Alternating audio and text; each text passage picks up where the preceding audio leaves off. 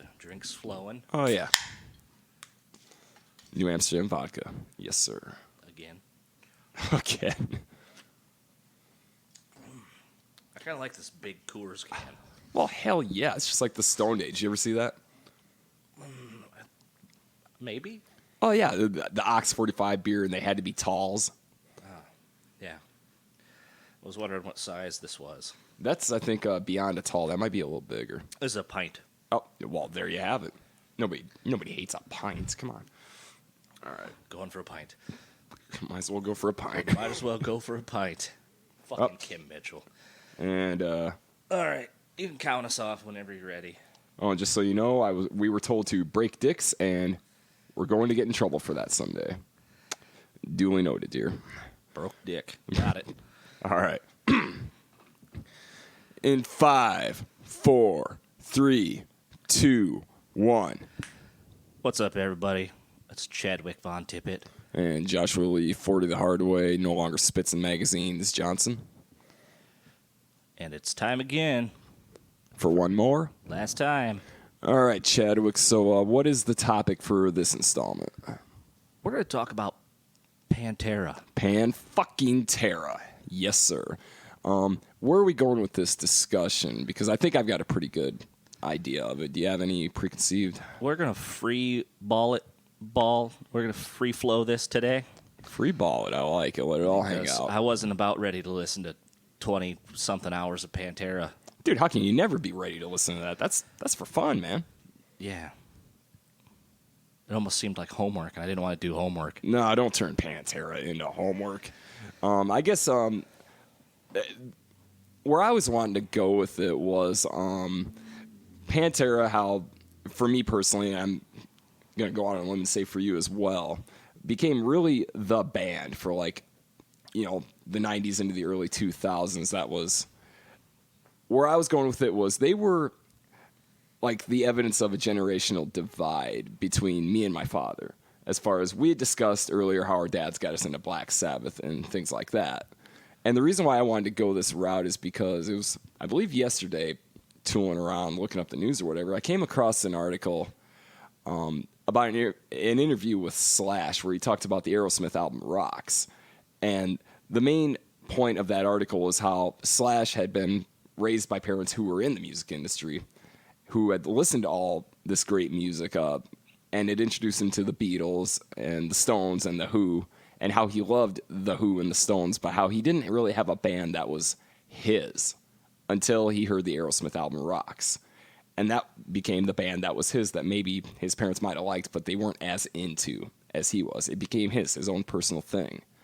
And for me, with my father who played in rock bands, listened to rock music, introduced me to all this wonderful stuff I still love, Pantera was probably the first band that I played for him that he did not understand at all. He eventually grew to, but when he first heard him, he just went, what in the hell is this? And that's when I'm like, okay, this is mine.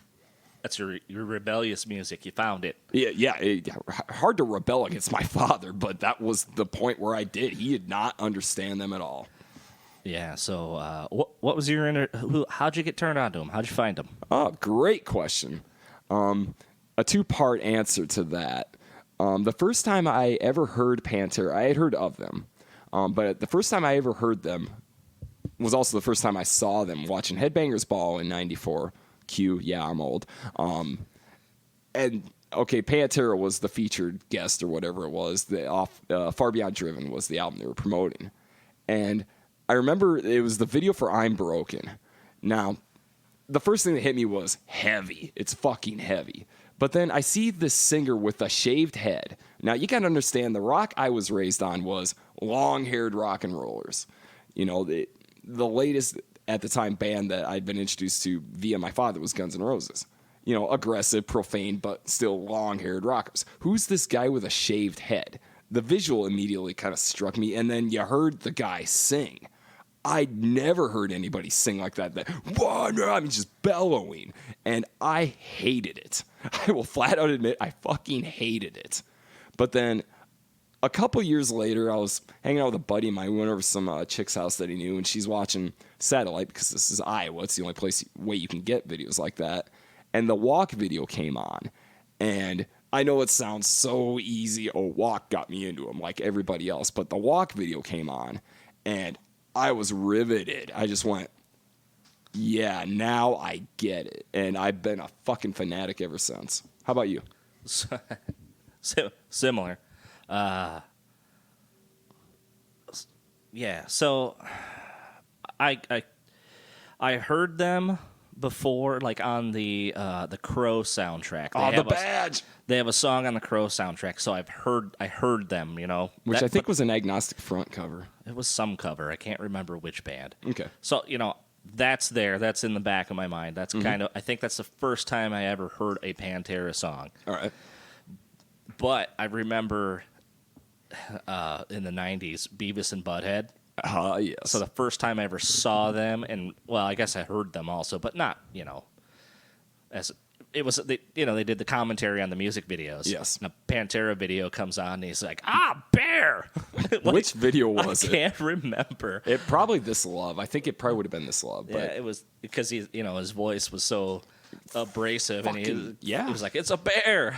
Yep, and nobody sang like that at that time on that level. But that's not when I really got into him. Okay. So, I couldn't even. I don't know. Sometime in the '90s, later '97-ish, maybe. All right. My mom had one of those subscriptions to the CD clubs, like the Columbia House or BMG, something. probably. BMG. Well, I don't know what it was. I copped a lot of free CDs off BMG. So like she was hard into it, and Okay.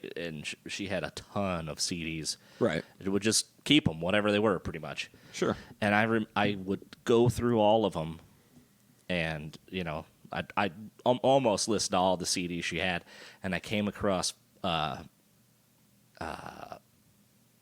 Great Southern Trendkill. Your mom, Great Southern Trendkill? Yes, my mother had Great Southern Trendkill. Oh, man, I don't think my mother's even heard Great Southern Trendkill. But here's the thing. She hated it. Of course she did. That we'll touch on that in a bit, but all right, your mom hated it. Yeah, she hated it, and, you know, I didn't. There So you it's go. like you said, one of the things where your dad listened to it, like the Great Divide. Yep. Right? And that was so it. for me, it was stuff like Marilyn Manson, which my parents hated. I got to be honest, I never got into Manson. Yeah, and Pantera. Yep, and that was... Like I said, my mom hated it. I still have that CD. I took it from her. I remember first hearing Trendkill, probably 97, working in the kitchen of a pizza place. And we always had the radio going in the kitchen or whatever the hell. And the manager was also a huge Pantera fan. In fact, he was one of the first people that I could be on the side starstruck at the fact that he had met Dimebag and Vinnie Paul. And I thought that was just the most fucking amazing thing at that age, you know? Oh, real quick. Yeah. So, like I said, my mom didn't care for Pantera. Sure. But in 2004, she caught Damage Plan. Your mother. My mother saw Damage Plan. Get out of here. Nope. They played like... So the city I'm from used to do this like festival thing. Okay. And they would have a bunch of bands and stuff roll through, and that was one of them. Yes. It was Damage Plan. So my mom got to see Damage Plan, and I didn't. Dude, that's gotta... Well, that probably irritates you the same way it irritates me that my father saw Aerosmith on the Toys in the Attic tour, which was when they also had Rush and Angel open for him, and he was so hammered that he missed Rush and Angel. And I never let him live that down. It's like, you on the Caress of Steel tour, you didn't see Rush? Well, passed out. Okay, fair enough. But, yeah, so I understand that. But going back to the differences, the generational differences, because your old man's a rock and roller. He introduced you to a lot of great music. You know, my dad was the same way. But it's kind of funny. Looking back now, you could see where there would have been a difference. I remember the first thing that the old man thought about Pantera was the vocals. All that screaming. Yep. I can't turn that noise off. And he couldn't. I mean, this is a guy Isn't that a ridiculous statement from somebody who introduced you to rock and roll? Is turn that noise off? Yes, and that's the generational divide. I mean, I could see it now. But yeah, I mean, you know, the heaviest that my dad listened to was Judas Priest, which, you know, Halford had clean vocals. They were powerful, but they were clean. And Clean vocals. You mean singing? yes, which funny because he was such an influence on Phil Anselmo, where if you go back and listen to power metal, you can absolutely hear Sorry it. to break your balls, but every time I hear someone's like clean vocals, it's like, dude, that's singing. Yeah, but singing... That's just regular singing. Yeah, but there's different variations of singing. You can call growling singing. If you're making a noise with your mouth, it's singing.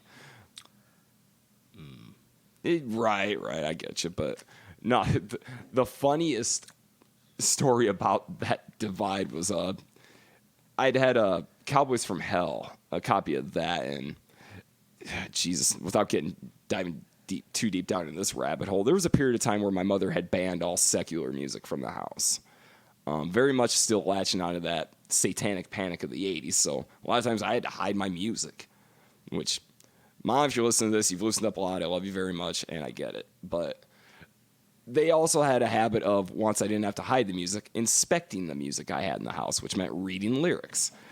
Dad walked up to me one afternoon, says, yeah, so you really like that band Pantera, huh? I went, yeah, I love them.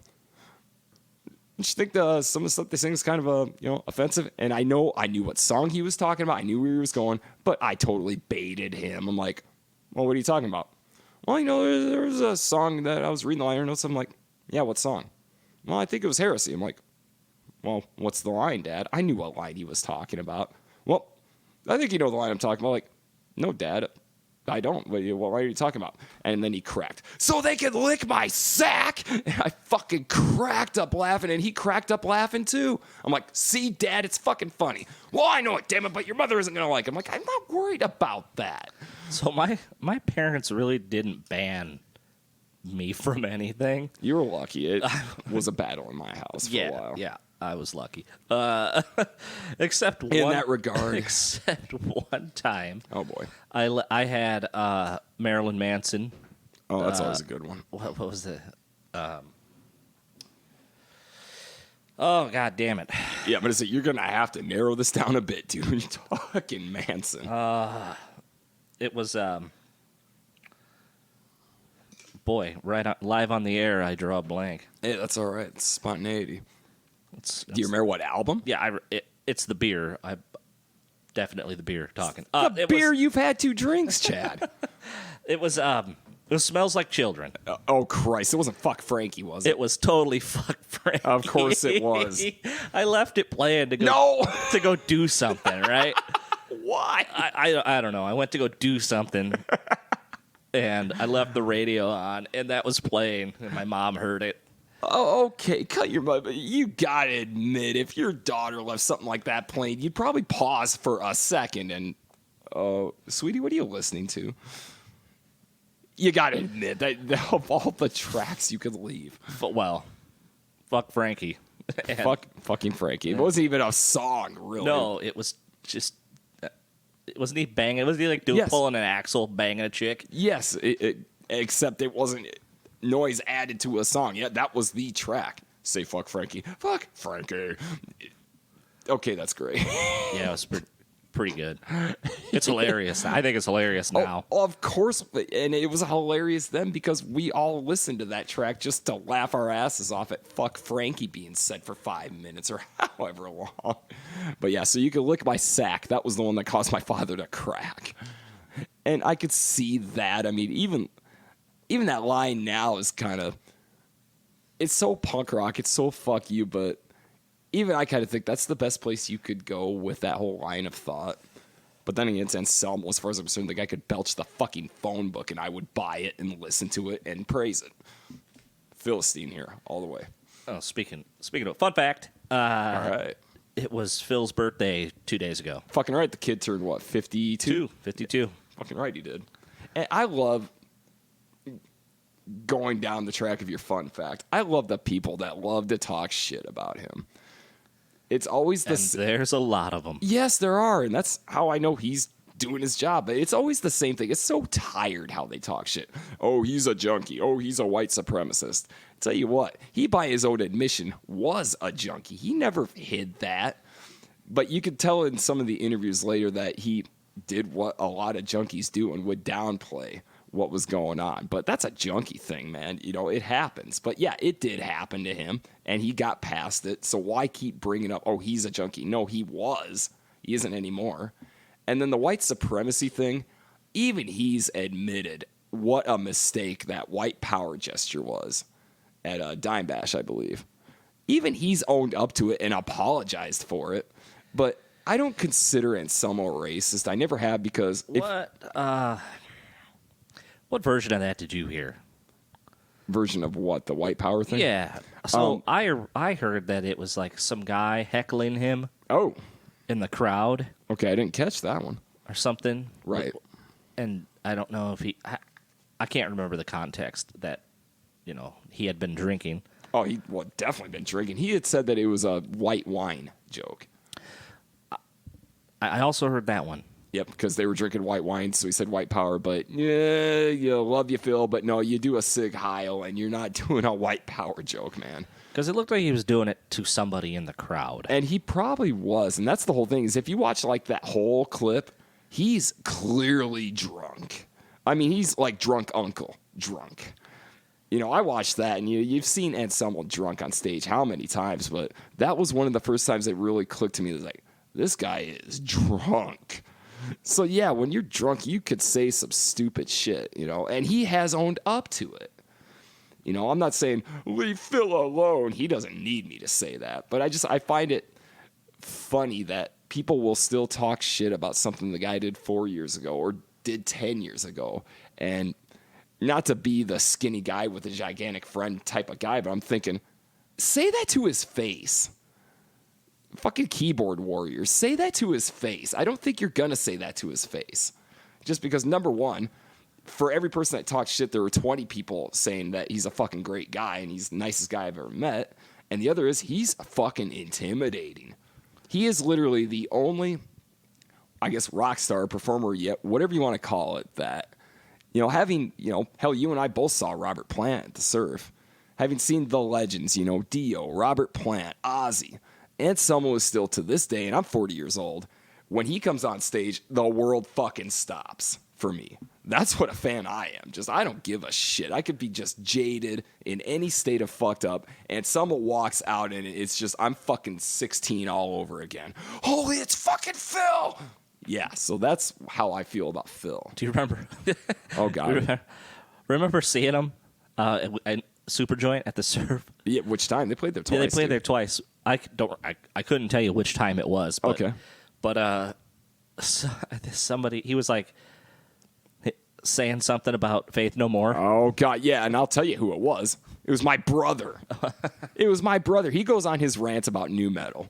And first thing he goes after his corn, and the crowd laughs. And then I forget who the next band was, but then he's just in the middle of his monologue, which was the greatest thing about Phil Live was the monologue rants. I loved him. But then he says, yeah, you know, fucking Faith No More. And the crowd goes quiet. Yeah. He did not win over the crowd. And then my brother, standing right next to me, yells, boo, boo. And my brother's a good fucking, I'd say he's about 6'1", 2 something or other. Either way, about twice my size. I smacked him right in the chest. I'm like, you fucking March, shut up.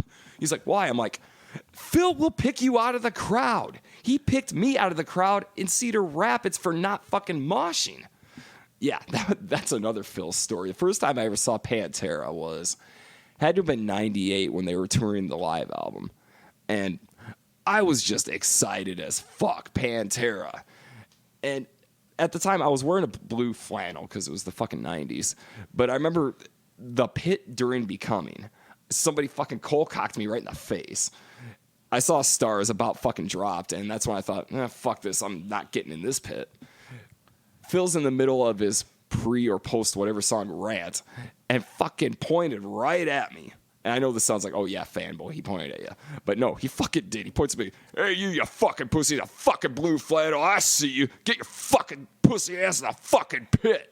And I didn't know how to feel about it. I was kind of like, holy shit, Phil recognized me. And I'm going, but I don't want to get in the pit. I fucking just about got killed, dude. Come on.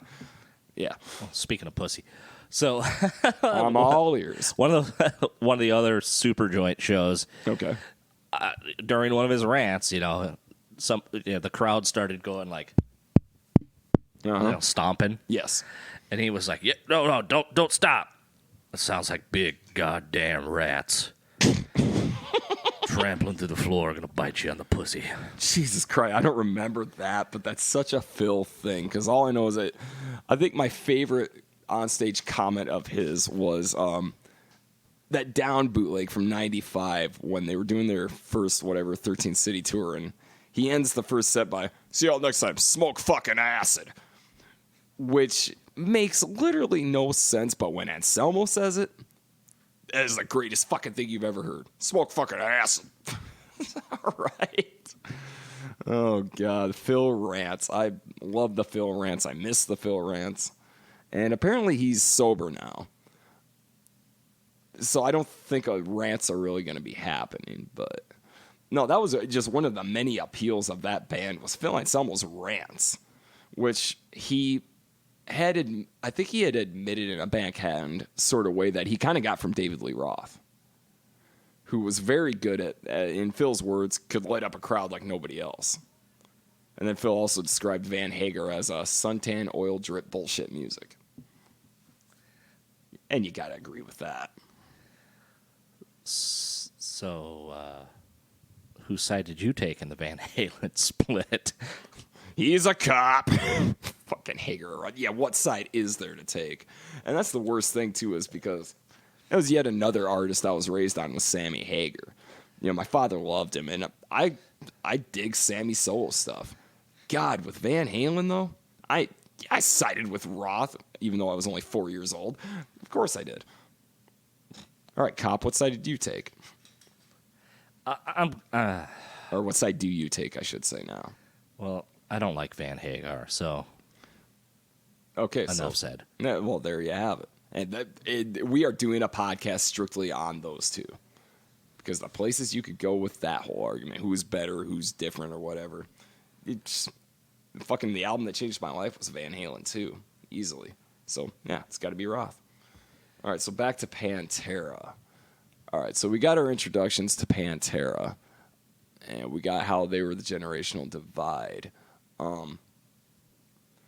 I guess the next question would be, because I know the thing that I found funny about being, calling back to the Slipknot episode that we did, being in the scene in the 90s, and nu metal was just rampant.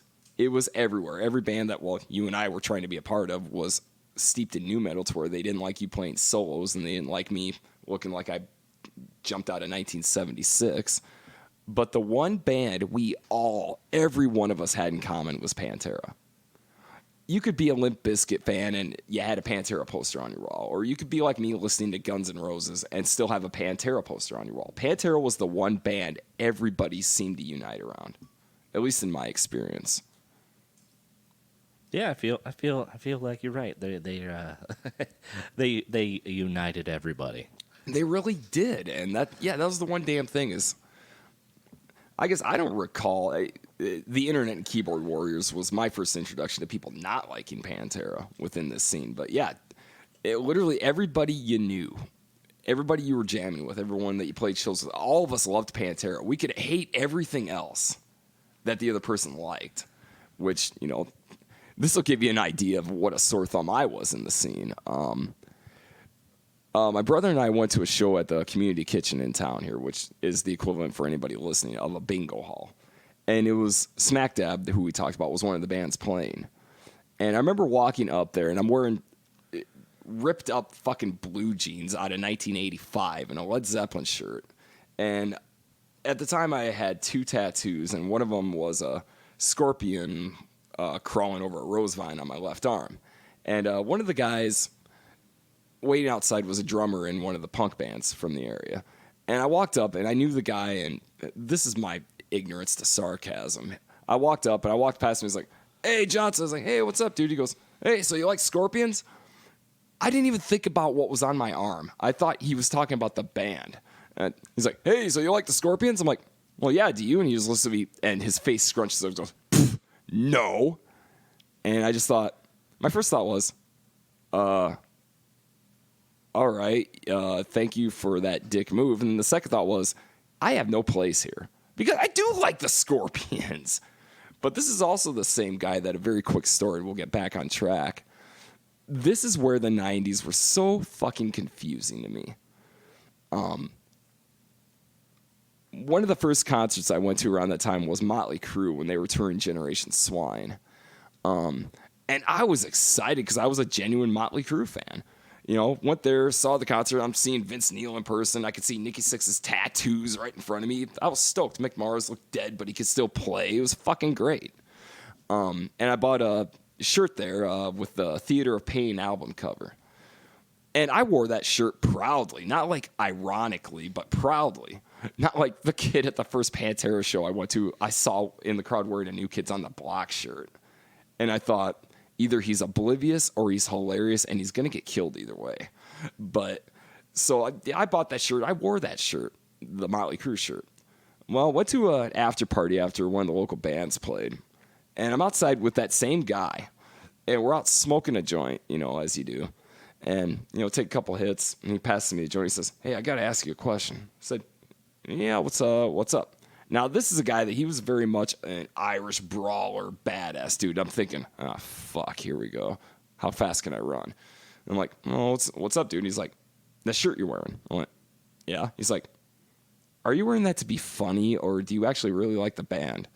And I just said, "Dude, I fucking love Motley Crue. I bought this shirt at their concert. I love them. Always have." And he kind of leans in real conspiratorially, sort of looks around, and kind of whispers, "Dude, so do I. My sister and I used to watch Headbangers Ball all the time." And I looked back, I'm like, "Why don't you just admit that then?"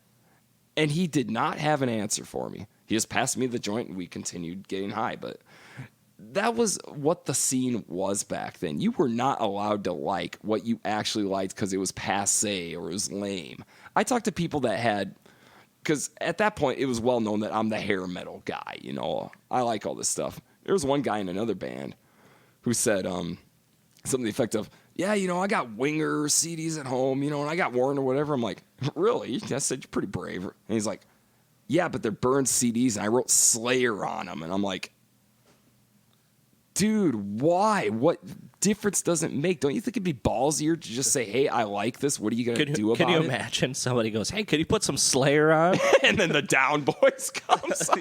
Yeah. That would be the greatest fucking punked ever. "Oh, sweet, you got Slayer." Da-da-da-da-da-da. Wow. Nope. No, this isn't Slayer. This is Heaven Isn't Too Far Away.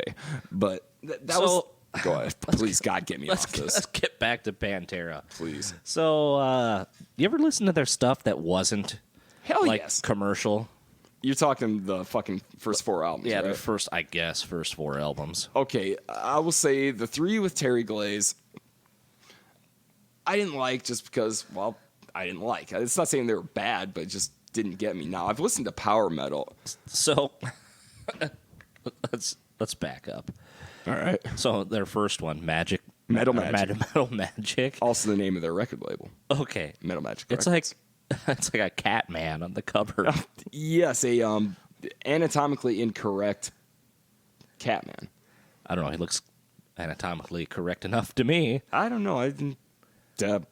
fine. Looks like one of the Thundercats or something. Yes, because that would have been that time, too. It was fucking Thor from the Thundercats. Yeah. Nice reference. So I think I've listened to some of it, but I can't remember. It was not memorable enough. No, and that's exactly it. It wasn't. You know, but they were also fucking kids. They were finding their voice.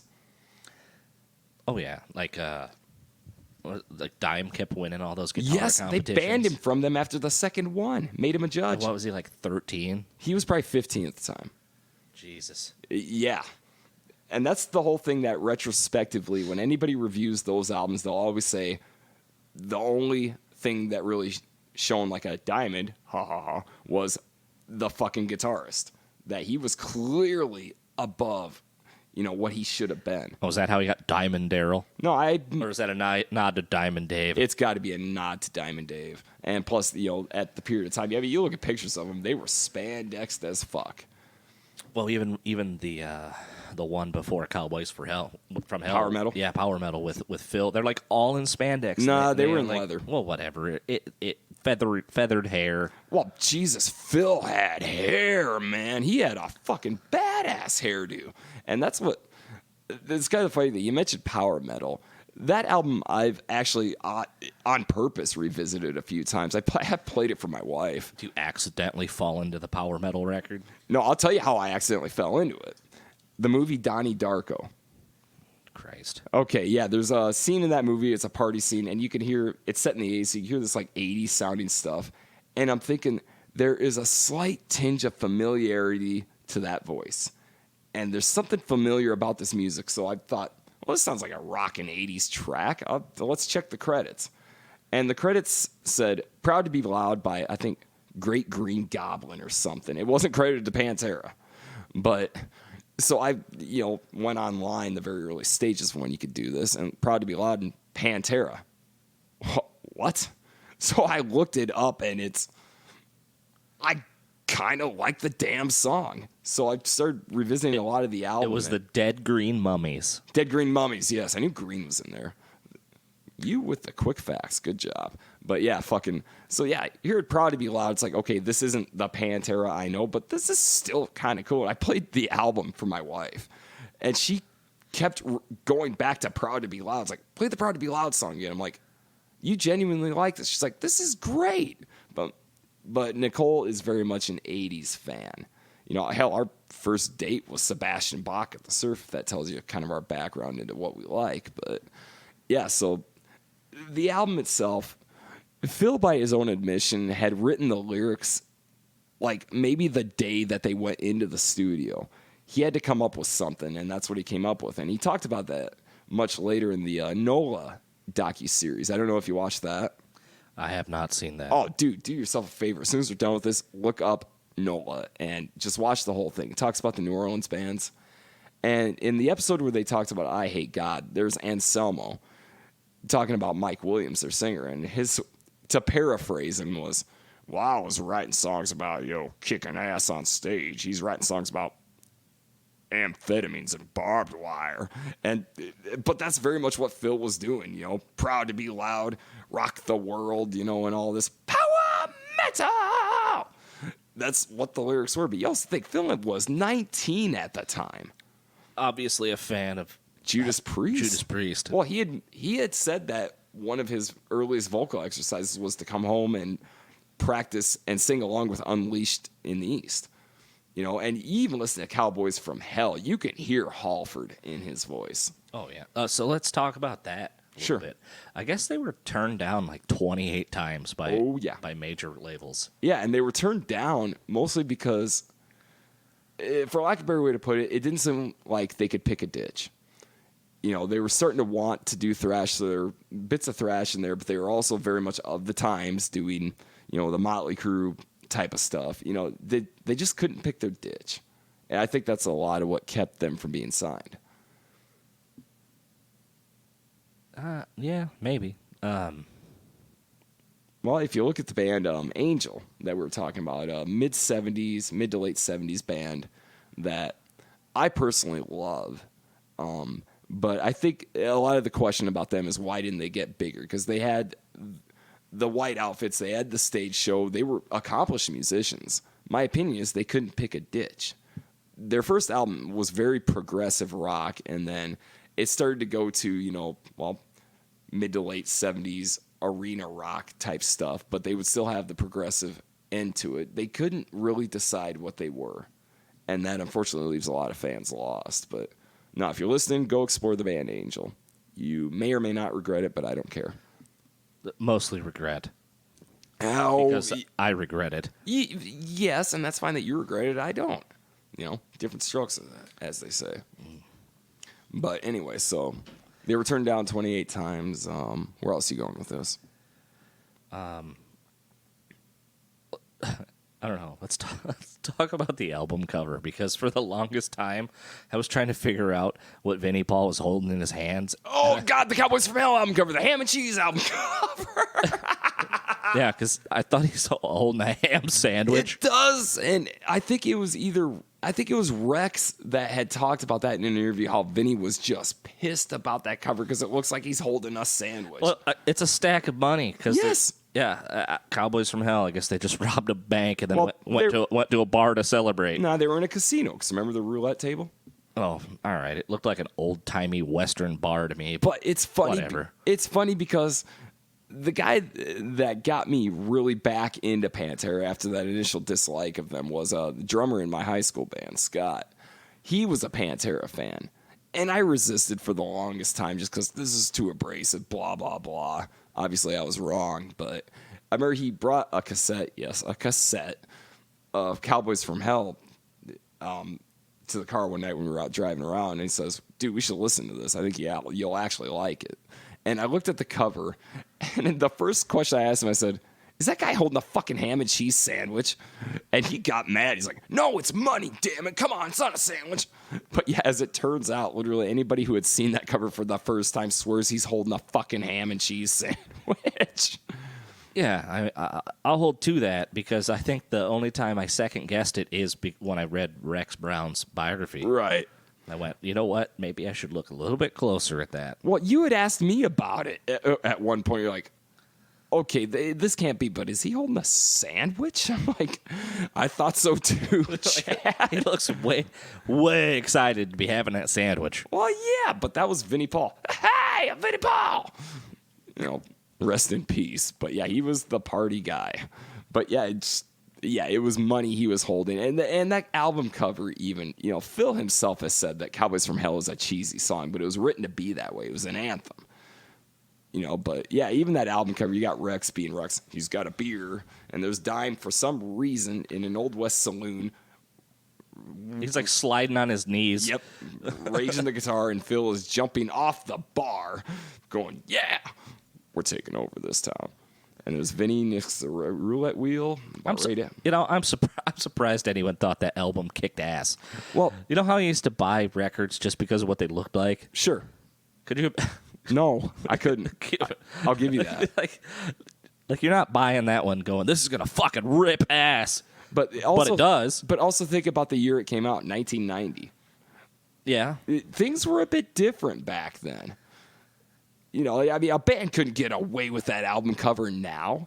Because it's cheesy as shit. It is. It's horrifically cheesy. You know, it's literally playing on every fucking thing. Cowboys From Hell. Well, they're in a saloon. Cowboys are in saloons, but this guy's got a beer.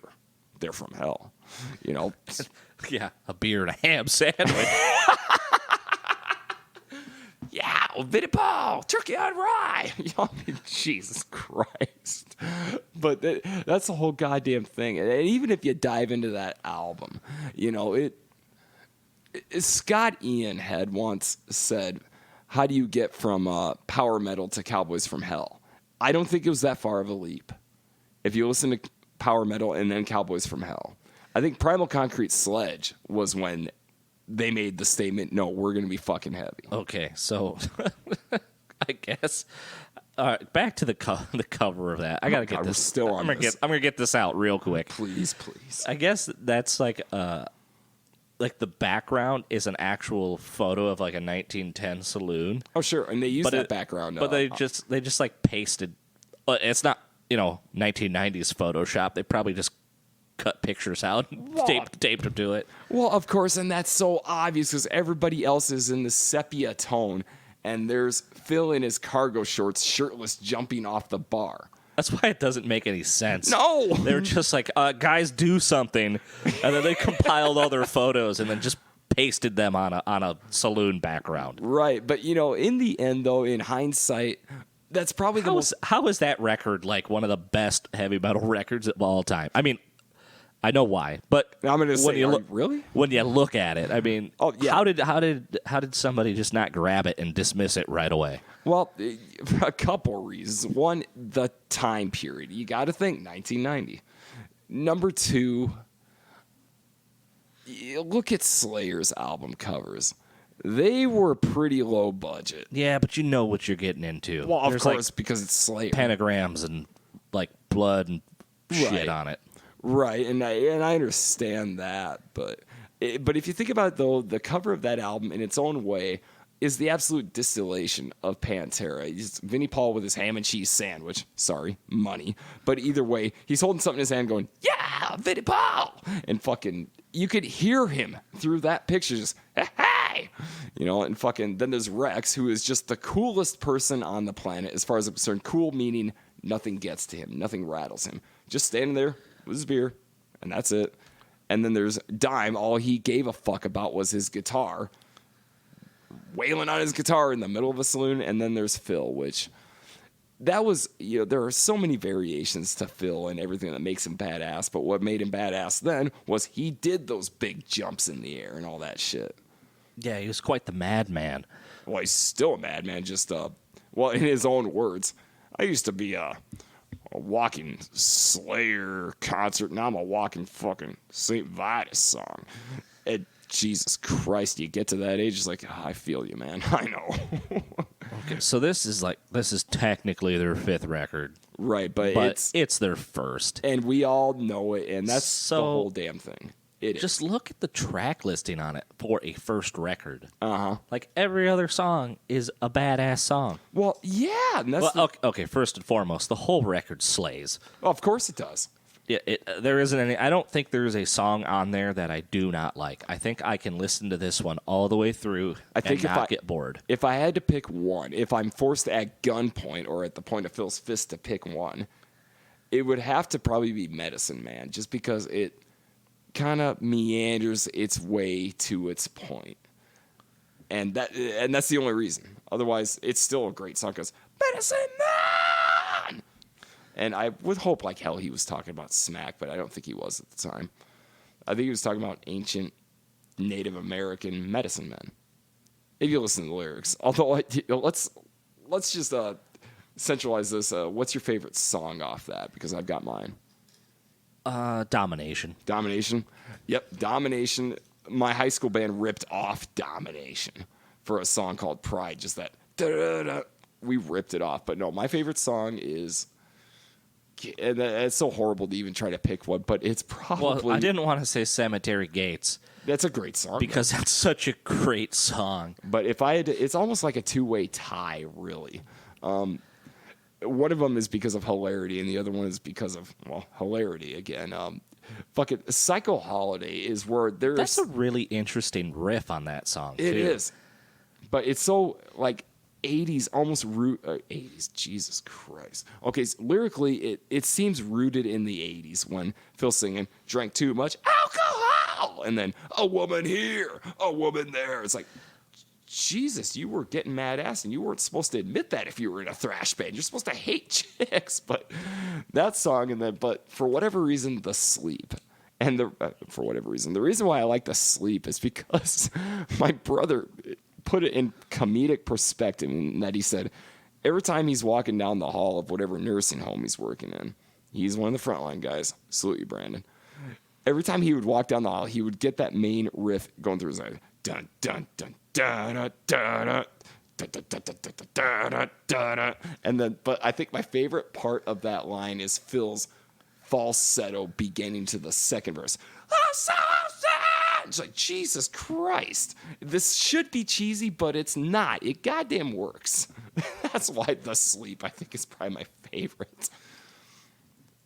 All right, so do we want to talk Vulgar Display then? Or We might as well. all right, so Vulgar Display, let's just admit it here and now. Their fucking finest, most untouchable work. It may not be the personal favorite, because I have my personal favorite, but it's just it. Yeah, I'm going to say Trendkill is my personal favorite. Oh, mine too. But if we're going to say, like, universally, where did Pantera hit every fucking note? Where did they do everything that made them Pantera? Jesus Christ, listen to Phil's vocals. I mean, you take Cowboys From Hell, where he still was doing falsettos and all of this. Oh, it was a giant switch. It was a fucking, like the cover, a fist to the face. I, for my part, had never heard anyone sing like that. And it's funny because for as much as... Who do you think he lifted that from? Because obviously... Henry Rollins and Agnostic Front. Okay, that's very specific, so that must have been covered at some point. Yeah, fucking Phil has admitted what... Well, look at his arms. He's got the Black Flag tattoo.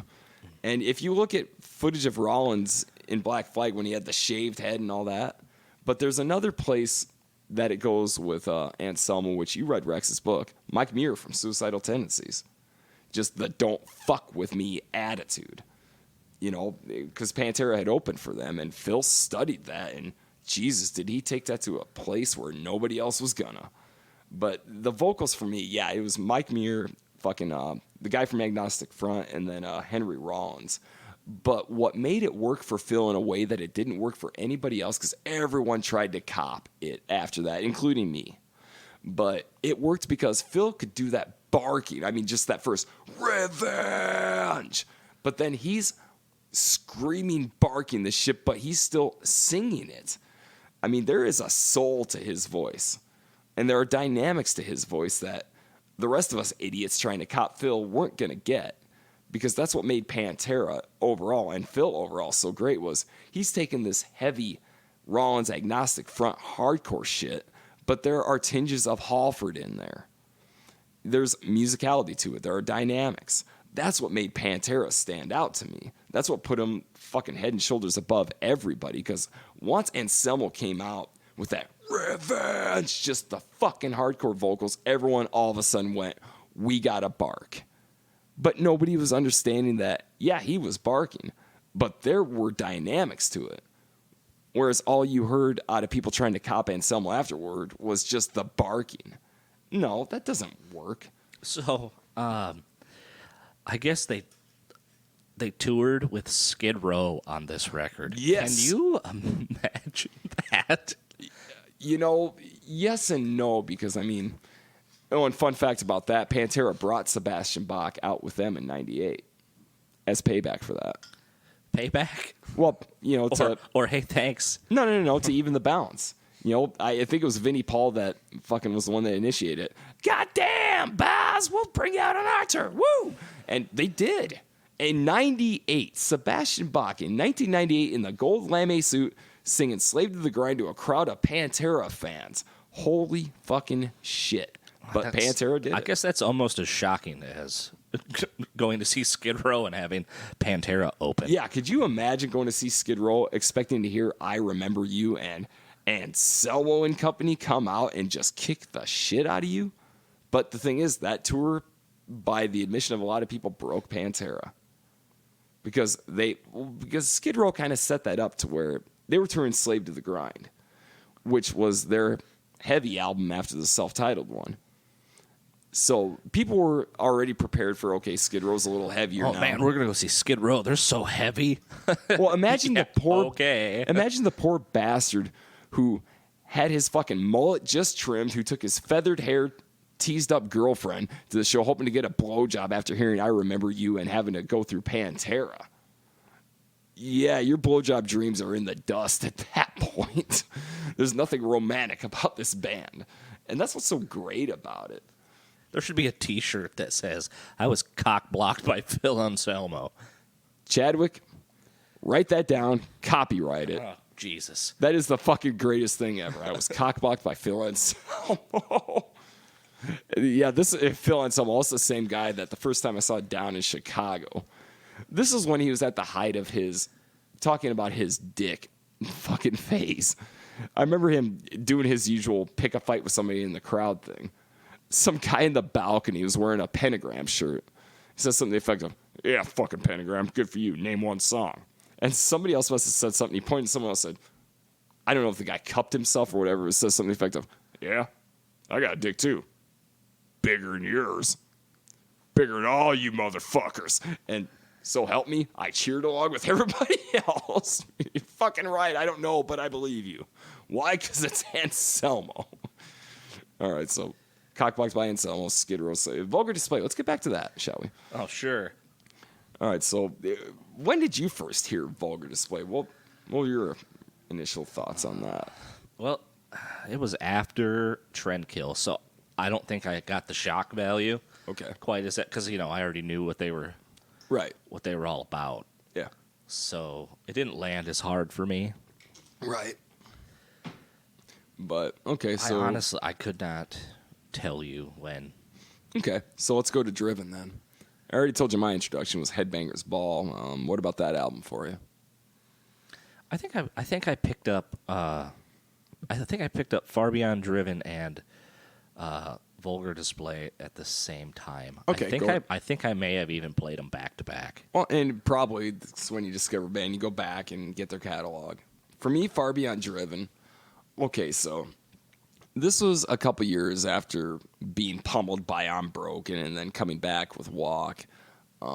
So I thought, okay, I'm prepared for the heaviness. I got to hear this album. And like I said, once again, this is a couple years after the album came out. I still remember Strength Beyond Strength, the opening track. And even then going, Jesus, this is fucking heavy. But then, you know, you go and listen to more and more of it. And I'm Broken is probably my favorite Pantera song. Just because that riff is... And that was the magic of Dimebag, was if you take the distortion off that riff, that's a country riff. That's a Texas fucking riff. Bam, down, down, down, down. I could hear ZZ Top You could playing. play that on a banjo. Yeah, or ZZ Top. Billy Gibbons could have fucking wrote a song around that and it would have worked. But the song that stands out to me, and probably the song that stands out to you too, is, of course, Good Friends and a Bottle of Pills. Oh, yeah. I mean, Jesus Christ. First of all, that fucking drum beat is porn at its finest. And then just the entire, like, I fucked your girlfriend last night. Yeah, he was saying it was like very smoky sounding vocals. But yeah, I mean, the track itself should not be listenable. But the fuck if you don't love it just because that drum beat. I gotta say, Vinny, that was the magic of Vinny, was that track. Yeah, and they were not only that, but it was like real punchy. Oh, absolutely. But yeah, so that would have been just the track that stood out. So I got to jump to Trendkill, and by basically, I don't know. Oh, you want to go more on Driven then? Well, a little bit. Okay. I mean, I like I'm Broken also. Sure. But I think for me, it's Shedding Skin. I think that's the song that I like the most. I've read that there are quite a few strippers that use that song. Really? Well, think about it. That's a stripper song, man. Fucking right it is. Well, and they wound up on a strip bar years later, so. But yeah, Shedding Skin's a great one. Slaughtered. I love the vocals in that. That was when Phil was hitting his death metal stride. Absolutely. But Trendkill. The first impression I ever got of Trendkill was, well, we were talking about me working in the kitchen of a pizza place, and somebody put Trendkill on, and I hope like hell the customers didn't hear this, but the one thing I remember standing out to me about that and what grabbed me, or rather punched me in the face, was the song War Nerve. The first time... okay, so that's the second track. Despite that, the first track pummels you right away. The first track is, okay, I feel like Trey Parker and Matt Stone when they're introducing South Park episodes. This is my favorite episode, or blah, blah, blah. Nah, the title track to that, to me, lyrically, was everywhere I was at that age, and still am. Fucking, you know, pierce a new hole and all that. I was as angry as Anselmo at that point because everyone was piercing everything, and I didn't do that. My favorite line is, "In 5 years, you'll retire your piercings." Oh, yeah, from Underground America? Yeah. You fucking right. And I used that, you know, over the years just because I thought, okay, everyone's got... If you're into piercings, there's nothing against you. That's cool. But so many fucking people, and Jesus, the navel piercing in the women was goddamn everywhere. And that's all fine and good, but... Like literally everybody and their mother. My ex, you know, not even my ex, no, my current wife, she had one for the longest time. And I just was like, okay, you and everybody else. I love you, dear. God, do I love you. But, you know, that was the whole thing. It was just trendy to have piercings. Fucking... One particularly, I know, had the clit piercing. I saw the thing, and I thought, all right, great, so I saw your fucking vagina. This hunk of metal isn't doing a fucking thing for me. Why? Why are you doing this? Fucking, but, nah, it was, the title track, my favorite part of that is still that fucking instrumental breakdown at the end. Jesus, that riff is just fucking awesome, because not only is it heavy, but it swings, you know? And then Dime's solo at the end of it, I was introducing my stepson to that because he'd never really listened to Pantera. His father never really did. But I'm like, dude, you got to listen just to this end part of this song. And he's just going, holy shit, this is amazing. I'm like, now you know why everyone loved Dime. But no, it was War Nerve. My first impression of that album was not even really any singing, but it was the second rant and someone goes on, all the money in the fucking world. And I was just like, holy shit, this guy is pissed, to where it was borderline unlistenable. I mean, it was just fucking angry. And I will maintain, this can go on the record, that is the fucking angriest album ever released. I've never heard anger like that before or since in a recorded work. Yeah, you're right. I mean, it was really heavy, too. Not that it means a lot to people who don't play instruments, but there was a lot of real low tuning on this record. And this is before nu metal 7-string guitars. Yes. And our current wave of music called gent. Pick up a pancake. Pick up a pancake. Jesus pick up a Christ. pancake. I was dying when you sent me that. But yeah, that's the whole thing. Is like heavy, it has so many different elements to it. And yeah, you can have the down-tuned riffs. You can have the gent pick up a pancake riffs. You can have the hard-hitting drums that everyone stole from Bonham, and we all know it. You can have the bass that's distorted to the point of unlistenable. You can have the lyrics or the vocals that are screamed. But you got to combine everything perfectly. And Anselmo was pissed for the whole of that album. And you can feel it. It's visceral. And that's why, to me, to this day, it's like, the last time I listened to Trendkill is, I think Nicole and I got in an argument about something. I don't remember what. But I just had it in my head, like, fuck you, I'm getting cable line. Which is your greatest comeback ever, whole of the story. But fucking no, I said, all right, I'm fucking mad at you. So I put in Trendkill and cranked it up, and my kid was listening with me. He's like, Daddy, why are we listening to this? Because I'm not in a good mood, all right? But yeah, that to me is the angriest goddamn album ever, and that's why I love it. But also, you dive into the background of that album, it's well documented that Anselmo was starting his whole trip into heroin addiction. And when you listen to it with those ears, it's almost poignant in a lot of ways. It's awfully dark. It's fucking horrifically dark. You know, even Anselmo, by his own admission, says, I wasn't singing anthems of a new level of confidence or whatever. You know, he's singing songs like Tens, which I fucking love. Right. Fun fact. Sure. 13 Steps to Nowhere. Yes. There's some backing vocals done by Seth Putnam, Anal Cunt. Yep, he also did Trendkill, War Nerve, and I think Sandblasted Skin. No, Underground America, he was on that.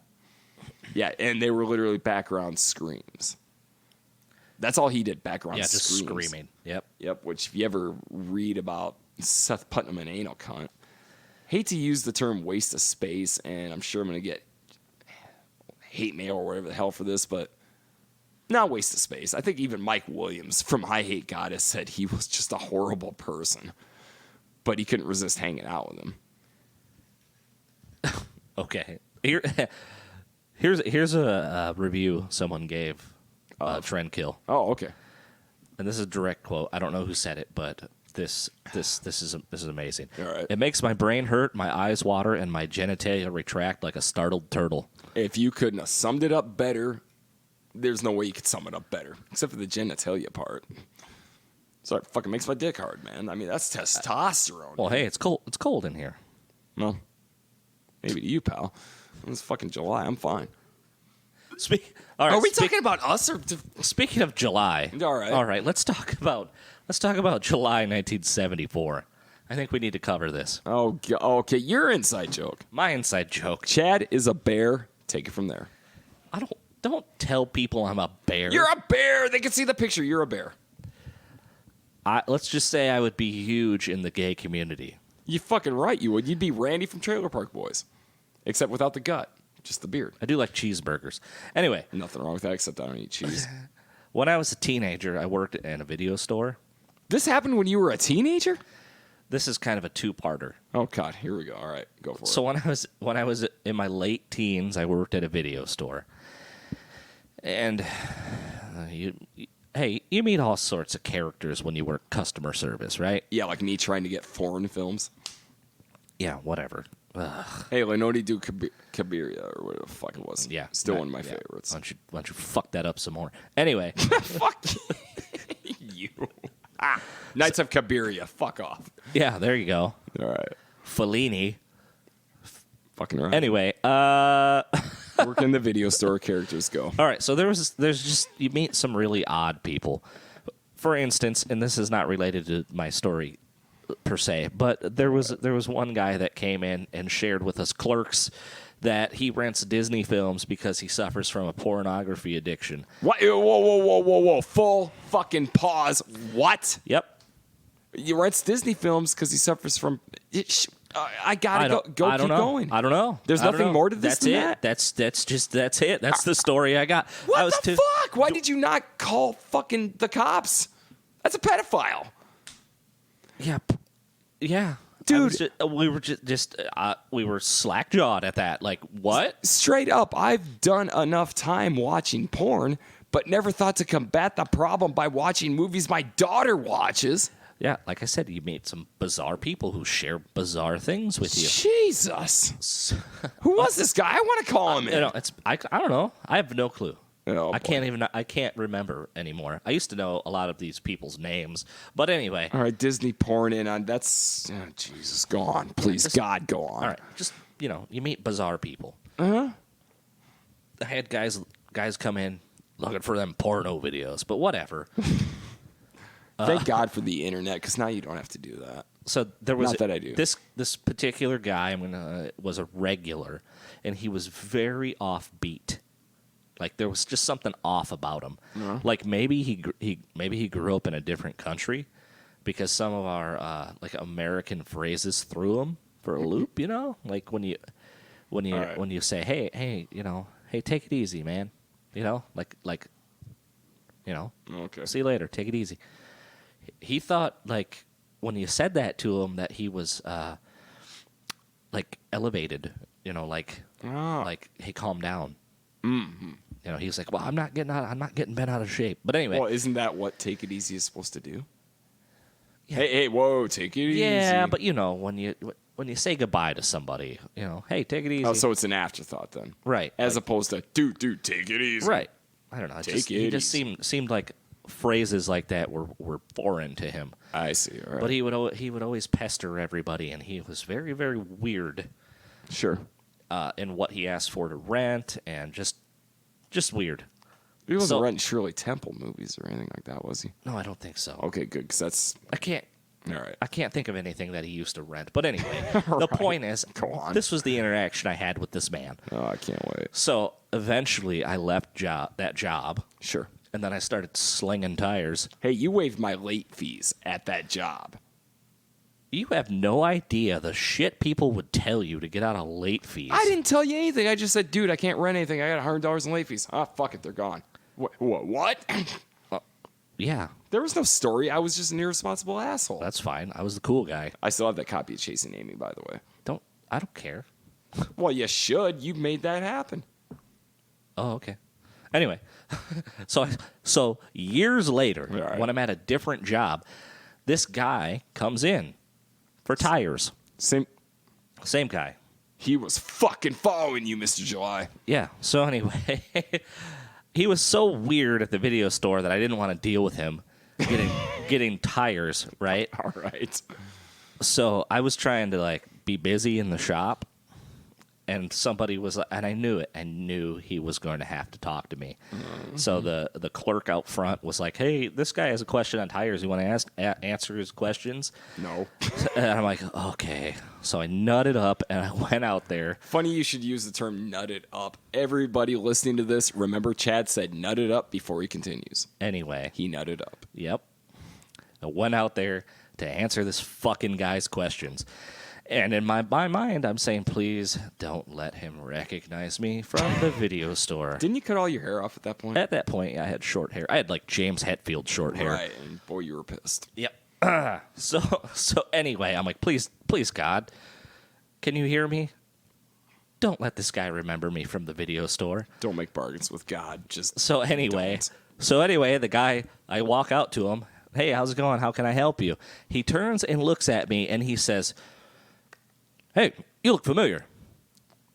Oh, and I was like, "Oh shit, he's gonna remember me from the video store," and then things are gonna get awkward. Well, they got awkward, but not in that way. And I was like, I'm like, testing the waters, and I'm like, how do you recognize me? Help me with this vodka, please. And he says, Playgirl Magazine, July 1974. And it was such a straight answer. It was so straight. Like he wasn't bug-eyed about it or anything like that? No, like that. He was convinced that's how he knew me. Playgirl Magazine, July 1974. And what do? You just roll with it, right? You'd be flattered. Sure. I'd be flattered. Okay. But you just roll with it because you're in customer service helping someone. Oh, please tell me you said, yeah, that's me. I'm sure I said something like that. Because I had to do that. We'll get to my story in a second. Because since then, after he left and I helped him with his tires. Yep. Quote, unquote. Yeah. I'm kidding. That I got such a great laugh out of it that's just that's my issue. Playgirl Magazine, July 1974. Please tell me you found this on eBay. Of course I did. I have a copy of it. Shut the I was kidding. No. I have a copy of it. I want to frame it so when people come over and they're like, "Why do you have this on your wall?" I'm going to be like, "That's my issue." I was jarred enough when you sent me a picture of the cover. How the fuck did you? I have I have the issue. Okay, I can't even take away from that because so help me if somebody said, "Hey, aren't you Mr. November 1979?" Yes, I am. I would have gone out and bought it. But yep. Oh my God, Chad, you rock even more than I ever thought you did. July 1974. Jesus Christ. So another unrelated topic is keep going, please. Devin Townsend once dubbed me the homoerotic plaything of the year 2003. That's right. So I get singled out in the crowd called a pussy for not getting in the fucking pit. You get singled out by being hunk of man or whatever the fuck. So yeah, you're the bear. It's just the way it is. Yeah, that's a different story.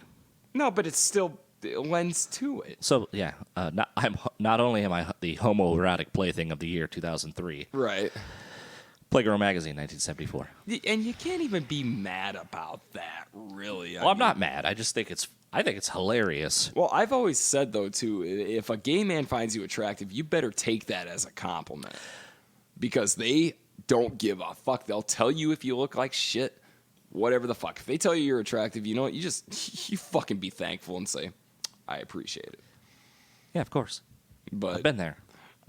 Clearly you have. I only once, and unfortunately I couldn't take real ownership of that because apparently this particular individual found any guy who would talk to him attractive.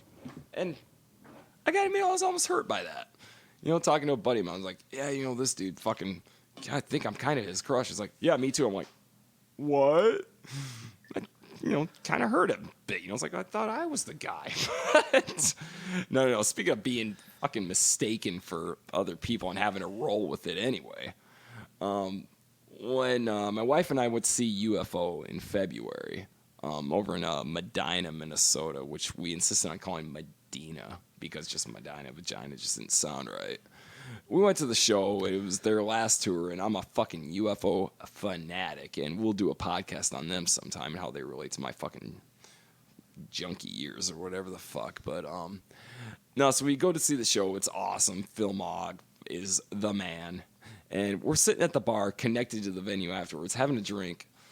And first thing he goes, "Hey, dude, great show." I'm going, "Sorry, man, I'm not Rob DeLuca, their bass player." And things like, "Dude, fucking love the show." I'm just like, it was a great show, but I'm not Rob DeLuca. By the third guy that came around, this had to have been a dude that was even older than me. He comes over kind of timid and expectant looking, carrying like a booklet. He's like, "Dude, I just got to say, I'm not bothering you, Nam." I'm like, no, not at all. It's like, "Dude, that was a fucking great show." I finally just said, fuck it. "Hey, thanks, man. I appreciate it." He's like, "Dude, I got all these guitar picks. Do you have a guitar pick?" And I just thought, okay, I'm in this. Steve said, "Dude, I'm so sorry, man. Just fucking, I gave away my last one." He's like, "Well, can you sign this?" And I just thought, oh, Christ. "All right, do you want me to make this out to anybody?" "No, just sign your name." So I signed Rob DeLuca's name, and this went on for the next hour. the one point I thought where I was really actually like the jig is up was, and at one point I got mistaken for Damon Johnson from Brother Kane too. But no, these two guys come up, both big guys. One of them's wearing a fucking spiked skull ring. Hold on. Here's another one. If nobody knows this, Josh looks just like Jim Dandy from Black Oak, Arkansas. No.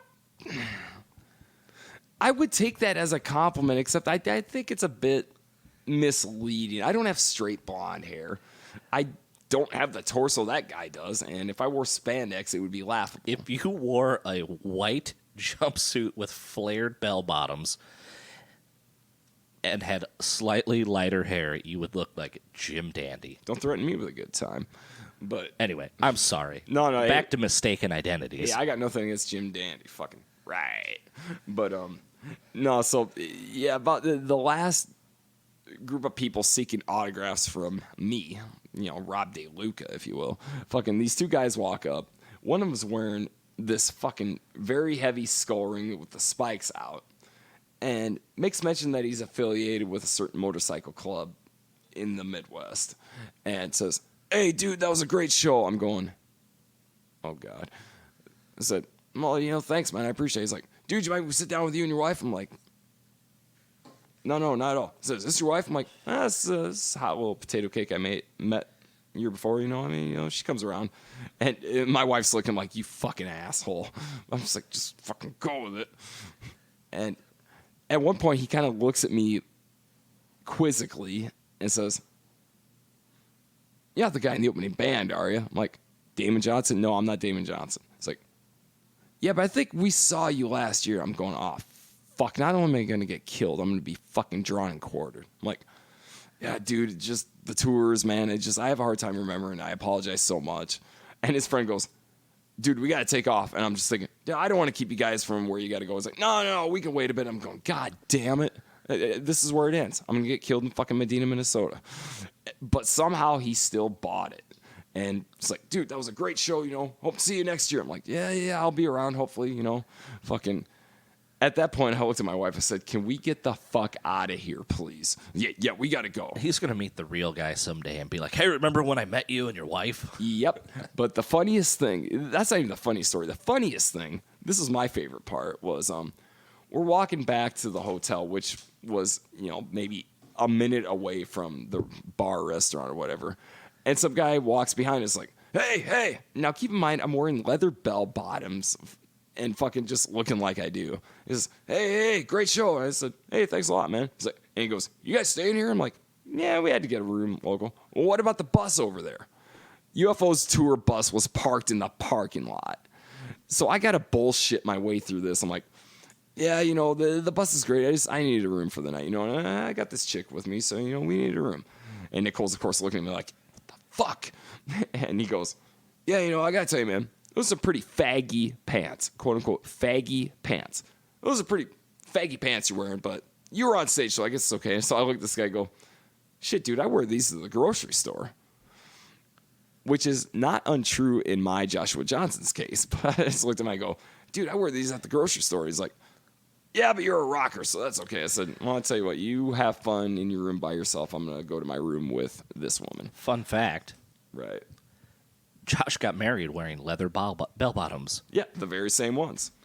I also got them at the Renaissance Festival in 2008, I think, by a woman named Slugger, or whatever the fuck. Slugger, if you're listening, you do great inseam check. What? She did? I think I got the brush even, too. But that was with the ex-wife there and not my current, so I really don't care. But, yeah, faggy pants. All I could think is, okay, if I was actually Rob DeLuca, the guy probably wouldn't have fucking walked away from a comment like that. But say faggy pants, really? Who's the real asshole here? Me wearing the faggy pants, or are you thinking I'm somebody I'm not? And by the way, doesn't anybody examine tattoos? Rob DeLuca was on stage with a sleeveless shirt. I was wearing a sleeveless shirt. You didn't notice the difference in the fucking artwork? No, people are dumb. Clearly they are. And by the way, if for some reason Rob DeLuca from UFO and Screaming or fucking Spread Eagle another fucking band I loved, is listening to this. Didn't mean any harm, and if I owe you anything in the way of apology, I will gladly offer it. I just had to fucking go with it, dude. All right.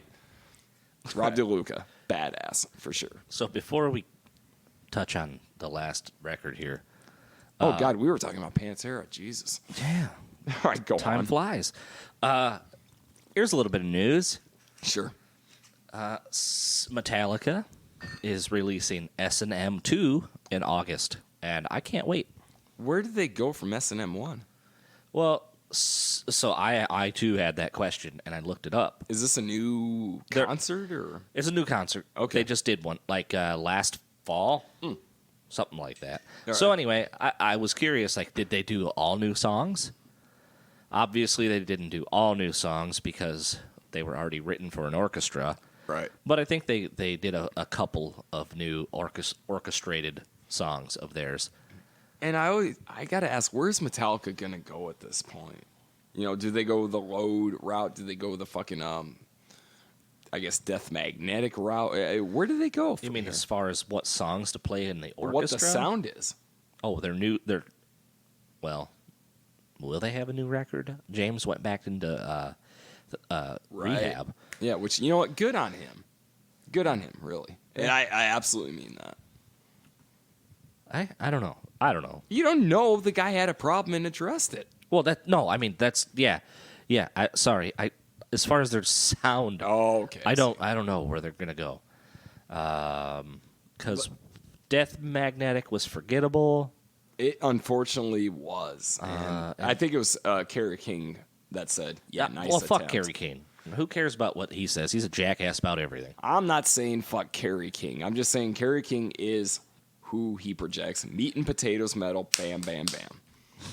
So, you know, good for him. I ain't talking shit. I ain't saying anything about Kerry King. You can. That's fine, Chad. Your fucking tribal tattoos and your sunglasses are lame. Suck my dick, Kerry King. Chadwick Von Tippett, everybody.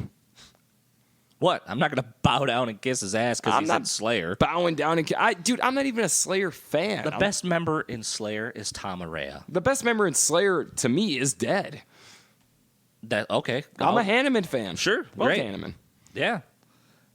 I'll definitely agree with that one too. Okay. The best member in Slayer is Gary Holt. Hey, he wore a Kill the Kardashians shirt. Yeah, he did. You gotta love that. I love Exodus. I talk about a band that was totally fucked by timing.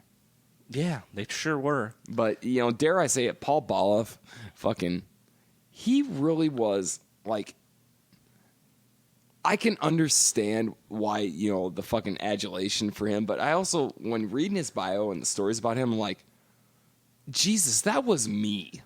The fucking total drunk, twacked out asshole who fucking just would tear people's shirts off their backs and make wristbands out of them because he didn't like their music. I just thought, this guy was such a fucking irredeemable prick. Yeah, he'll spit in your magazine.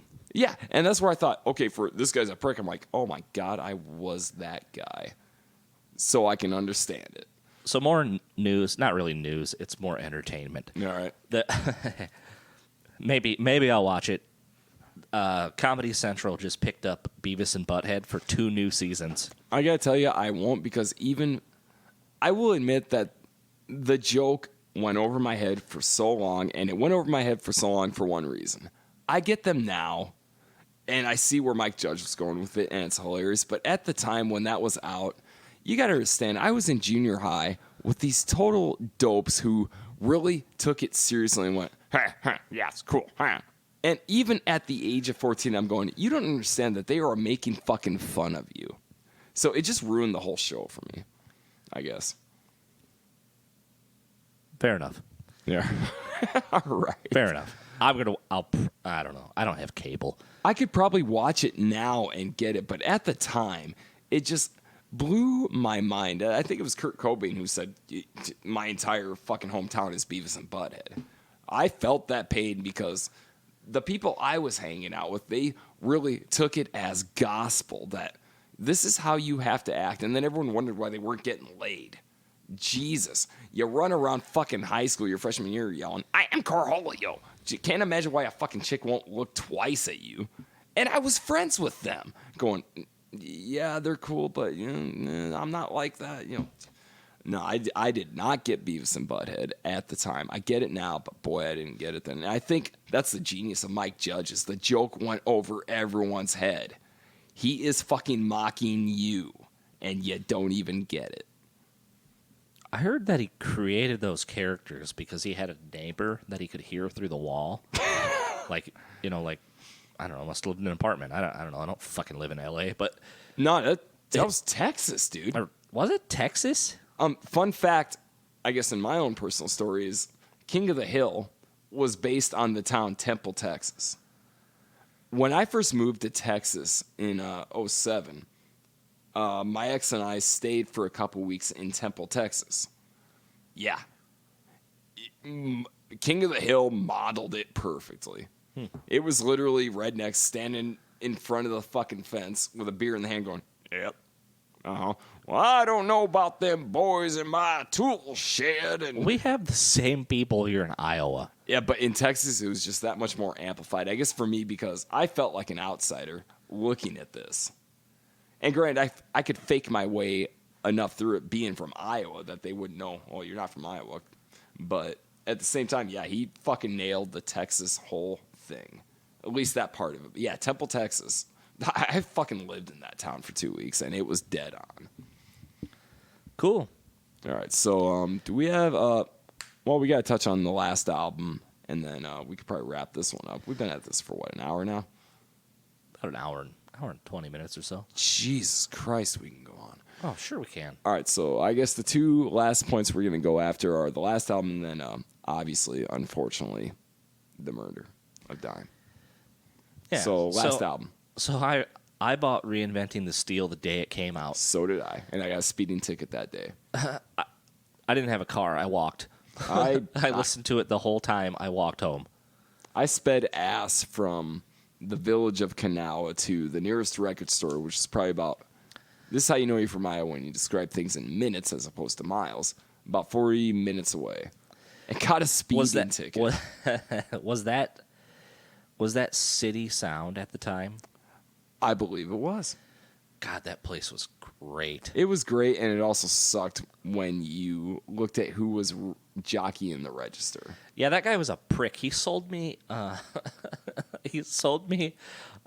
record by a band called Rhapsody. Mm-hmm, because this is real metal. What you're listening to isn't real metal. Because I liked Iced Earth. That particular guy tried talking me out of buying a copy of Down 2 because Phil Anselmo is a sellout and blah, blah, blah, and they're platinum, so they can't be real metal. And I'm just listening to him and listening to him and listening to him and going, can I just buy my fucking CD? Fun fact, a year later, I found him at a Judas Priest concert at the Surf when Ripper was singing for him. And I walked up and was like, dude, how's it going? He's like, hey, how are you? I'm like, so you're at a Priest concert, right? Yeah, they're great. I'm like, didn't they sell a lot of albums? Well, yeah. So does that make them sellouts? Well, yeah, fuck off. All right, fuck off. He also sold me.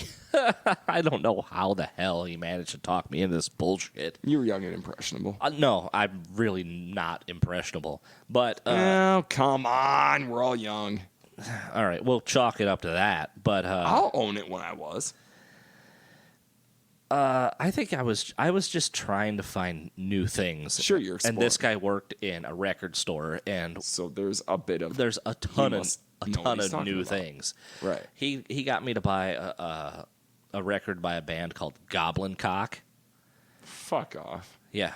Was that COC or actually literal? Like cock, like your dick. No, for the love of God. Yeah, and it was. Oh man. Okay. So it's classified as like a doom metal or drone or stoner. But I could see that. But it wasn't good. All right, well, let's go. Okay, if you've got another point, please make it. No, I don't. Never mind. I don't have another point. I could just go on about how this band was stupid. But anyway, right, Reinventing the Steel. Yeah, the first couple of impressions I had from that. It was kind of funny because it was actually my brother. He was with me when I bought it. And the first thing you always do is you go through the liner notes and the booklet and the pictures. And I remember Brandon looking at the picture of the band on the tray inlay and going, they look kind of like our uncles at a party. Because they were all smiling, and looking back, they were probably drunk, stoned off their ass. And he goes, why is Phil Anselmo looking like, oh, that's a good one, Bob. And then Rex is just all teeth going, hey, look at me, I got the joint. Like, the only two that didn't look cheesy were Vinny and Dime, oddly enough. But I'm going to look this up as you're talking about it. Yeah, please do. Because I don't remember. But yeah, so there was that picture. It's like, even at that age, I just thought, okay, they're comfortable, and that's fine. They're having fun. You can't frown all the time.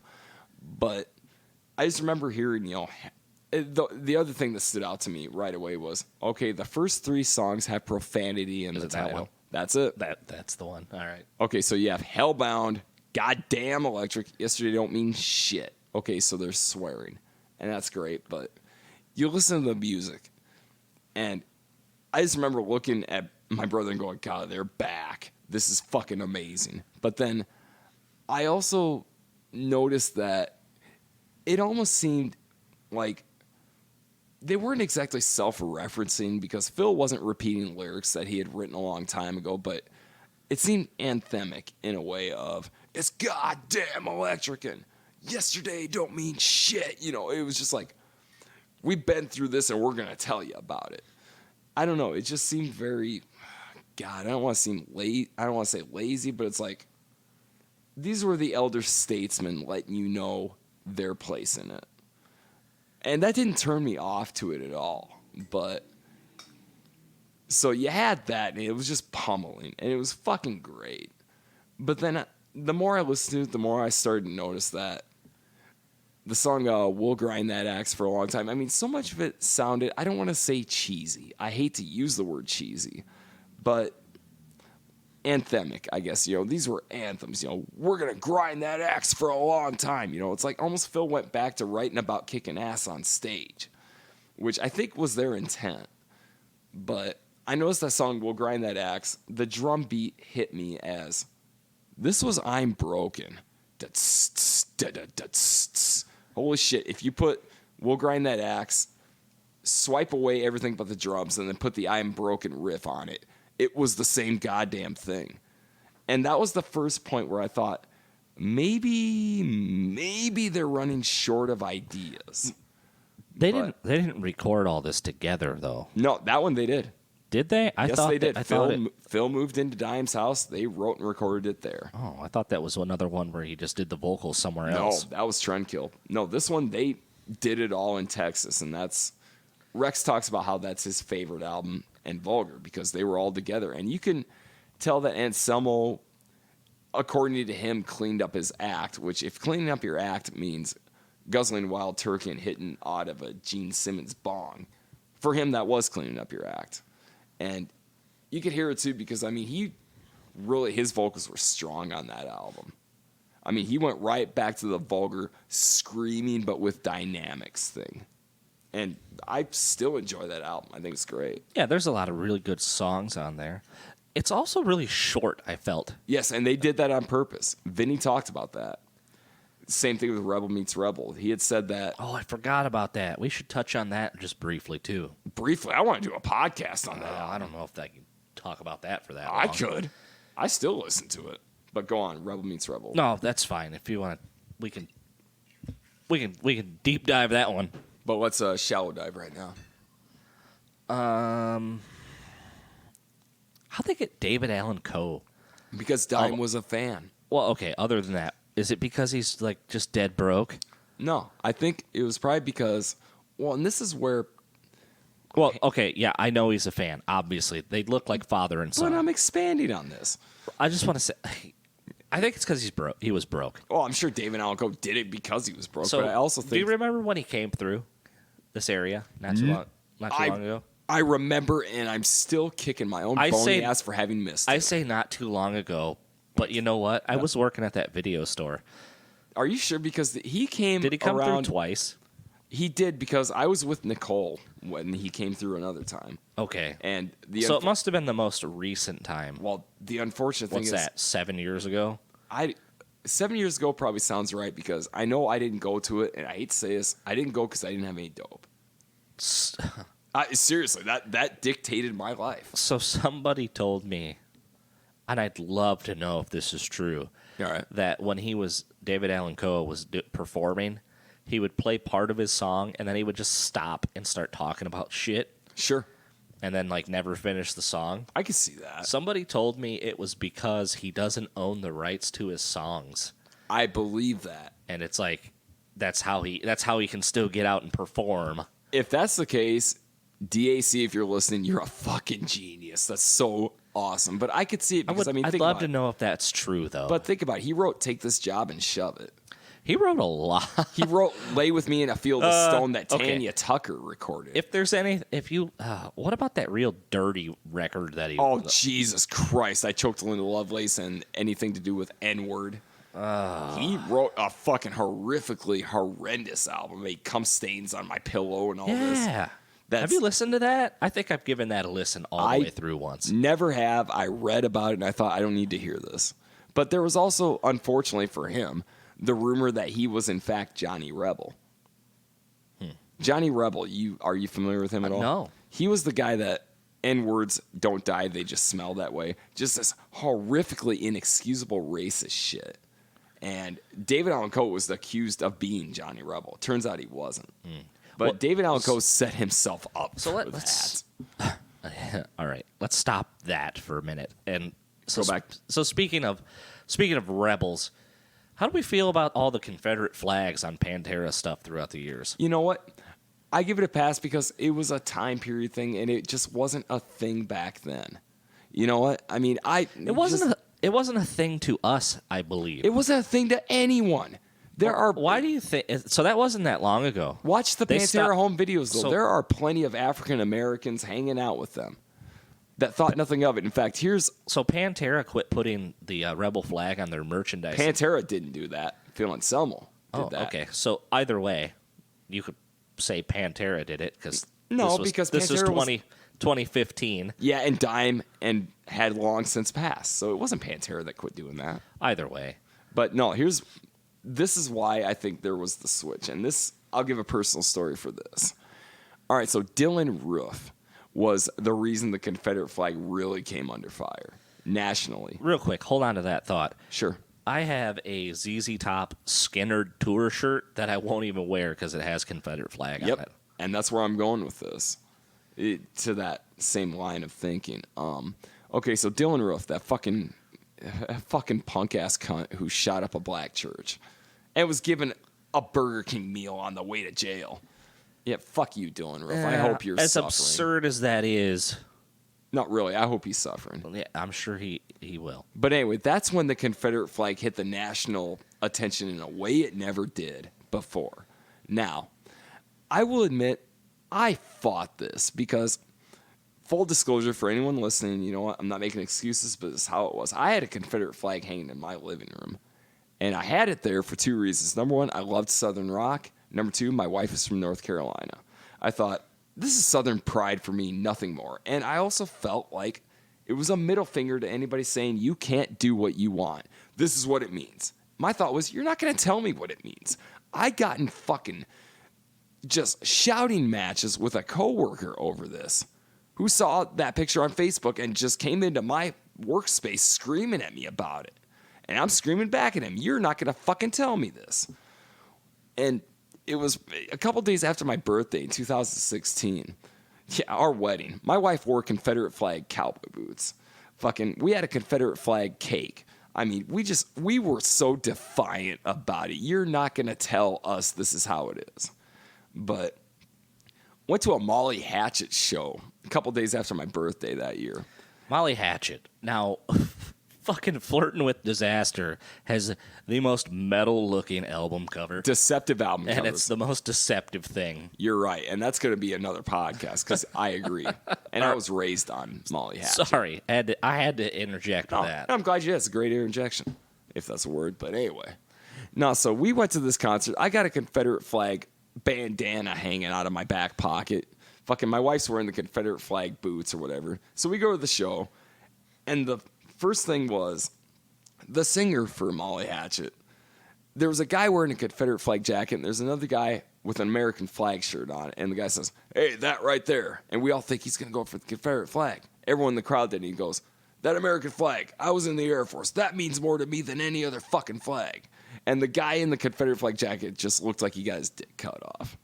So I thought, good for this guy. But then Nicole and I went to the bar after, and I'm wearing this fucking flag out of my back pocket, and my wife's wearing her Confederate flag cowboy boots, and this African-American gentleman walks up to me with the dreadlocks. He's like, "Dude, you look like a rocker, right?" And I'm thinking, I'm going to get killed. And I went, "Yeah." And Van Halen comes on.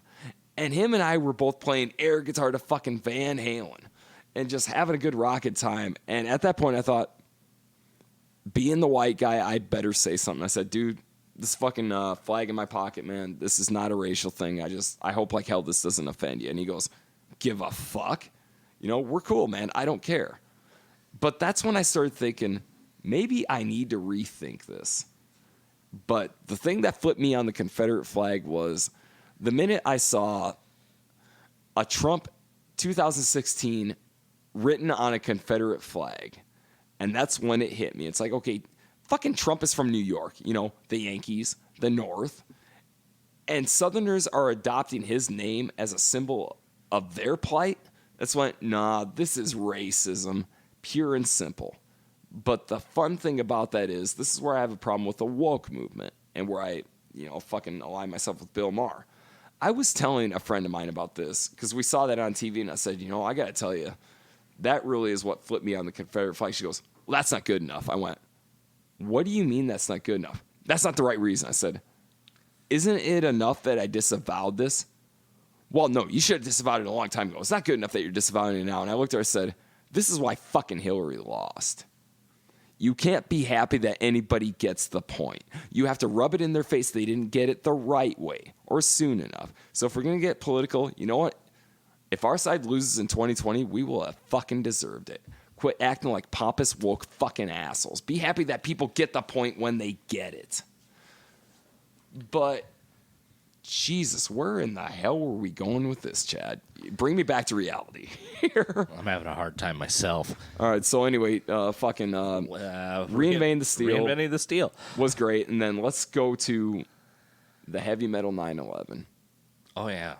I remember it, and this is where you and I connect because you were the one that called me. It was a Tuesday night, I believe. And I was, Jesus Christ, fucking living with my parents, welding for a living. And as soon as I was working first shift, I probably was sacking out around midnight or something. All of a sudden, the phone rings, and it was your girlfriend's number that came up. And I thought, what the hell could she possibly want? I mean, granted, I was friends with her, so I answered the phone. "Hello." And it was you. And you said, "Dude, turn on the news." I'm like, "Why?" You're like, "Dimebag Darrell died." My first thought was OWI, because he was a drinker. I'm like, "What do you mean Dimebag is dead?" You're like, "Turn on the fucking news. Just trust me." And you hung up. So I went downstairs, turned on the news quietly. Didn't want to wake my parents up because, like I said, my 20s living at home. And all I see is these fucking police lights and ambulances and everything else on CNN, mind you. Fucking Pantera may have been platinum selling, but nobody knew who the fuck they were in the CNN universe. But I got the story, and it was Dimebag got shot on stage, and I'll never forget this moment. You can call me a bitch, call me whatever you want, but I got the story or whatever, and I went back upstairs and laid down because I had to be to work the next day. And I remember I shed a tear because his version of the Ace Frehley instrumental Fractured Mirror started going through my head. And I don't know if you've heard that song, but if you haven't listened to it, Dimebag redid it. And I just remember not bawling, but a single tear rolling down my face and passing out, and then waking up the next day feeling like my friend had been killed. And that was what Pantera meant to everybody. I never met Dimebag Darrell. I saw him on stage, never shook his hand, got an autograph, but I felt like I lost a friend. And that was when I thought, this is how people thought when John Lennon was killed. But yeah, that was just the moment. And it just was like I said, a single tear went down my face. And I felt empty for like a week after that because that's how much that band meant to me. That's how much Dimebag meant to me. And that's, like I said, I never met the guy, but it's like I lost a friend. So. Yeah, I remember that night. I can't remember who I was with, but I remember we were cruising around and the radio was on and it was like, hey, 2 Pantera songs in a row. Fuck yeah, that never happens. Right. And then it was like, you know, at the end of the second song, then they were like, you know, they told the story. It was murdered on stage. And that was like a huge deal because that's never happened. It's never happened.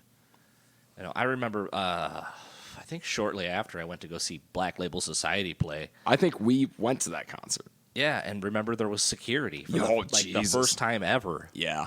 You know, how many countless bands did we see where they've never stopped anyone? Yeah, they might look at you and say, you smell like weed, get out of here. Yeah, but like, that was the craziest thing. That was my first experience with security there, yeah. Yeah, I mean, even to this day, it's just like, you know, you could be sad as a fan when someone in a band you love dies or whatever, but that's how much Pantera meant to me. Just speak for me personally. That's how much that band meant to me was, yeah, when Dimebag was killed. I mean, he could have died in a car accident or something, but it just really was like losing a friend, you know? I mean, that's the first time I can ever recall I don't want to say celebrity, but I guess you kind of have to. Celebrity death hitting me the way that it hit other people I used to mock. You know, why are you so sad Liz Taylor died? Who gives a shit? Blah, blah, blah. But no, Dimebag died. I was just like, I mean, I was devastated. I got to admit, I was fucking devastated. Yeah. And that's about all you can say about that. But I guess final thoughts on Pantera and the legacy they left and everything else can kind of be summed up with a conversation I was having with a friend of mine last night who was a touring musician. You know, she had met plenty of people who knew people and everything else. And it was, as you get older, you talk about how do you relate to your kids or whatever. And I was telling her how anytime that I got to try to get my kid in line or whatever, I'll say something to the effect of, come on, Annie, we can't have that here at the rock star's house. Which sounds fucking pompous as hell until I had to explain to her and then send her a clip of Dimebag Darrell in a top hat fucking with the telephone repairman. This guy who comes into his house and they're recording this and Dime's there in a top hat just with a straight face and a straight voice saying, so, you know, we ain't got much time, you know, got to install a third line here, you know, I'm calling on one line, trying to hook up with a piece of ass on one line, you know, get a dupe deal on the other and lines crossing. Making noise. Can't have that here. Can't have that here at the rock star's house. So I sent her that clip, and she replies back going, what the fuck is the matter with him? Is he taking the piss or is he serious? I'm like, he's fucking just fucking with him. And this is hilarious. And she thought it was fucking great. And at that point, she understood why I always say, can't have that here at the rock star's house, you know. But so she was telling me how she had toured, her band at the time had toured with CKY, and she said, well, that sounds like the Camp Kill Yourself videos. And I said, I think the Pantera home videos. Yeah, that's probably where they got it from. Well, that's why I told her. I said, the Pantera home videos invented the Camp Kill Yourself videos, and Johnny Knoxville flat out admitted it. Said he got a lot of his ideas from watching the Pantera home videos, which, as I put it to her, were nothing more than fucking booze, destruction, shenanigans, tits, and maybe some concert footage. Smoke bombs and fireworks. Yes, just them just fucking around. And how I had told her, so she said, oh, so they were good role models. And she was serious. I'm like, no, they were the fucking worst role models. Because that's where I learned how to really drink. That's where I learned how to really smoke weed, you know? But that was what was so great about that band, because they were heavy as fuck, they were serious as fuck, but they were a rock and roll band, you know. That to me was the magic of Pantera. And that's why my father, many years later, after initially hating him, would sit down with me and watch him and go, yeah, Dimebag's a pretty good guitar player. Or if he was hammered, would say, Phil Anselmo, you know. But he finally got it. That's what was so great about that band, you know. But yeah, to be able to tell a friend of mine who had seen all the road stories to say, hey, you got to check this band out. You got to check their videos out. That's just awesome to me because it's like that's the impact they made on me, and that to this day, how many years later, I could still introduce other people to. That's brilliant. That's my thoughts on Pantera. That's why no matter what, just they're the band, and they are going to be the last of their kind because they, in Phil Anselmo's own words, combined blending the 80s and 90s with hate. And they did it in a way nobody else ever will. And that's why they're legends. And if they're not in the Rock and Roll Hall of Fame at some point, oh, fuck the Rock and Roll Hall of Fame. Fuck that. Just Pan-fucking-Terra. All right, everyone. Thanks for listening. That's it? That's it. All right. Well, tell you what, we're going to take a little break. Fucking do up the next episode. In the meantime, this is Joshua Lee, 40 the Hard Way Spent on your magazine. Johnson. Chadwick von Tippitt. For one more. Last time. Hasta.